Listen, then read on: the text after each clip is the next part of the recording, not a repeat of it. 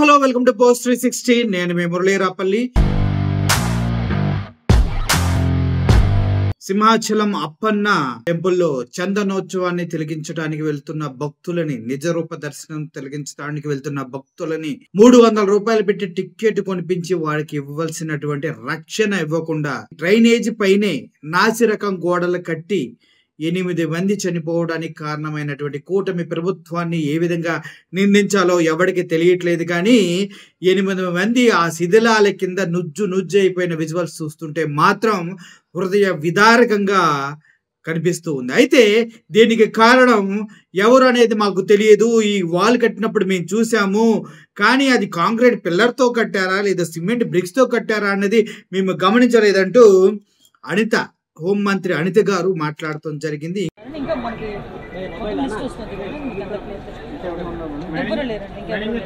దేవస్థానం అధికారులు నిర్లక్ష్యమే, ఎందుకంటే ఒకసారి అంతమంది భక్తులు వస్తారని చెప్పి సరైన ప్రికాషన్స్ తీసుకోలేదు. నేను ప్రికాషన్స్ విషయంలో ఒక 2 days బ్యాక్ 3 days బ్యాక్ అంటే ఈ క్యూ లైన్లు మొత్తం ఆ క్యూ లైన్లు అన్నీ మేము చెక్ చేసుకోవడం జరిగింది. ఇది అన్ఫార్చునేట్ థింగ్. అక్కడ గోడ ఉంది. ఆ గోడ పిల్లర్తో కట్టాడా, సిమెంట్తో కట్టాడా, బ్రిక్తో కట్టాడా అన్నది ఎవరు కూడా మేము చూసుకోవడానికి మాకు. కానీ విషయం ఏంటవుతుందంటే అక్కడ విపరీతంగా వర్షం పడింది. మీకు తెలుసు, మీరు ఆ టైంలో ఉన్నారు. నేను కూడా వర్షంలో తడుచుకునే దర్శనం చేసుకుని వచ్చాను. నేనే కాదు, పట్టు వస్త్రాలు సమర్పించడానికి వచ్చిన రెవెన్యూ మినిస్టర్ గారు కూడా వర్షంలో తడుచుకుని వెళ్ళారు. భారీ వర్షంలో తడుచుకుని వెళ్ళాము. ఈ వర్షం నేను దర్శనం చేసుకుని బయటకు వచ్చాను. ఇలా ఇన్ఫర్మేషన్ వచ్చింది గోడ కూలిందని. 1 or 2 ఇంజురీస్ అన్నారు. అయినప్పటికీ కూడా నేను వచ్చి చూస్తానని చెప్పి నేను పుట్అవుట్ని వచ్చాను. అప్పటి నుంచి ఇప్పటి వరకు మేము ఇక్కడే ఉండడం జరిగింది. అంటే ఎక్కడ కూడా రెస్క్యూ ఆపరేషన్స్లో కానీ నిర్లక్ష్యం వహించడం కానీ ఎక్కడ కూడా మేము చేయలేదు. ఇమీడియట్గా క్షతగాతులు ఎవరైతే ఉన్నారో వాళ్ళందరినీ కూడా హాస్పిటల్కి తీసుకెళ్ళి మేము పంపించడం జరిగింది.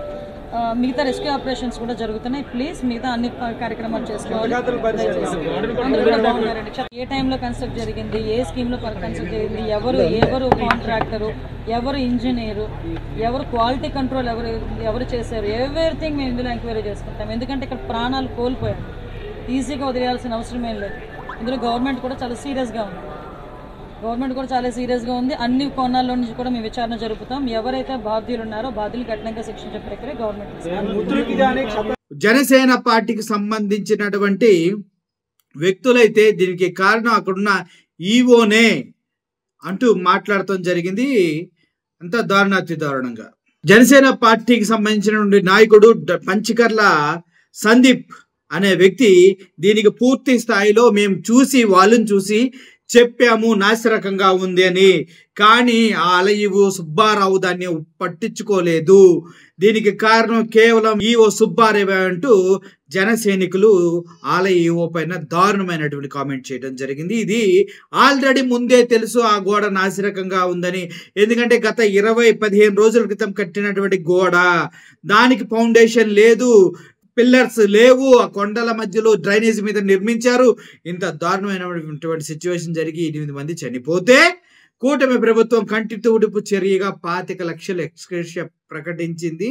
అదే విధంగా వారందరికీ జాబులు కూడా ఇస్తానంటూ ప్రకటించింది. అసలు నాకు ఇక్కడ అర్థం కాని విషయం ఏంటంటే, చనిపోయిన వారికి ఎక్స్గ్రేషియా 25 lakhs ఇచ్చారు.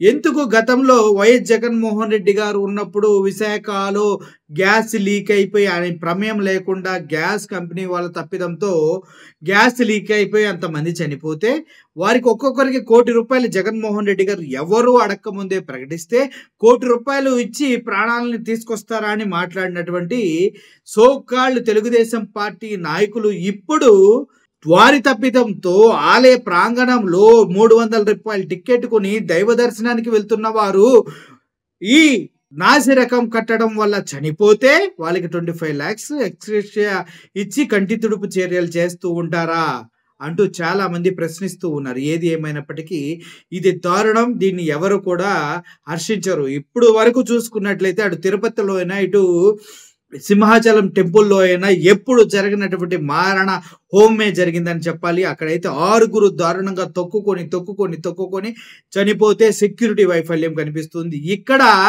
నాసిరకం కన్స్ట్రక్షన్స్ కట్టి వారిపైన బండరాళ్ళు పడి నలిగిపోయి చనిపోయిన వాళ్ళు కనిపిస్తూ ఉన్నారు.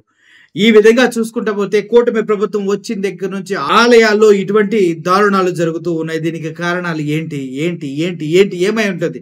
మీ ఊహకే వదిలేస్తున్న గతంలో చేసినటువంటి అసత్య ప్రచారాల వల్ల జరుగుతున్న అపశృతులు మొత్తం అనేది ఆలోచించవలసిన అవసరం ఎంతైనా ఉంది. ఇప్పుడు కూటమి ప్రభుత్వం కేవలం 25 లక్షలు చనిపోయే వారికి ఇంత ఇమీడియట్ గా ప్రకటించడం వెనుక అసలు విషయం ఏంటంటే, వరుసగా దేవాలయ ప్రాంగణాల్లో జరుగుతున్నటువంటి దుర్ఘటనల దృష్ట్యా కూటమి ప్రభుత్వం పైన ఇటువంటి బ్యాడ్ వస్తుంది అనే ఒక ఉద్దేశంతోనే చనిపోయిన 8 మంది కూడా ఎక్స్‌గ్రేషియా ప్రకటించడం మంచిదే. కానీ ఇటువంటి మోడీ కరెక్ట్ గా 2 రోజుల్లో ఆంధ్రప్రదేశ్ అమరావతి శంకుస్థాపం మళ్ళీ జరిగే పెళ్లిలాగా మళ్ళీ జరిగే శంకుస్థాపం కోసం వస్తూ ఉంటే, ఇప్పుడు జరిగిన ఈ దుర్ఘటన అందరిలో విస్మయం క్రియేట్ చేస్తుంది, బాధను కలిగిస్తూ ఉంది. ఎందుకంటే చేసిన తప్పే మళ్ళీ చేస్తూ ప్రజల్ని మభ్యపెడుతూ జరుగుతున్న ఘోరాలని చివరికి దేవుడు కూడా హర్షించటం లేదు, దేవుడికి కూడా ఈ పాలన నచ్చలేదంటూ చాలా మంది చెప్తూ ఉన్నారు. నిజంగా ఎవరైనా భక్తులు ఉంటే వారు ఫస్ట్ మాట్లాడే మాట ఇదే, తిరుపతి ప్రసాదం పైన చేసినటువంటి అబద్ధపు ప్రోపగండా వల్లే ఇదంతా జరుగుతుంది, ఆ పాపం ఇప్పట్లో పోదు అని చెప్తూ ఉన్నారు. ఏం జరుగుతుందో వేచి చూడాలి. ఇక దుర్ఘటనలు ఇకపైనైనా తగ్గాలని మనస్ఫూర్తిగా కోరుకుంటూ సెలవు తీసుకుంటున్నాను. Thank you for watching this video. Murali signing off. Thank you so much.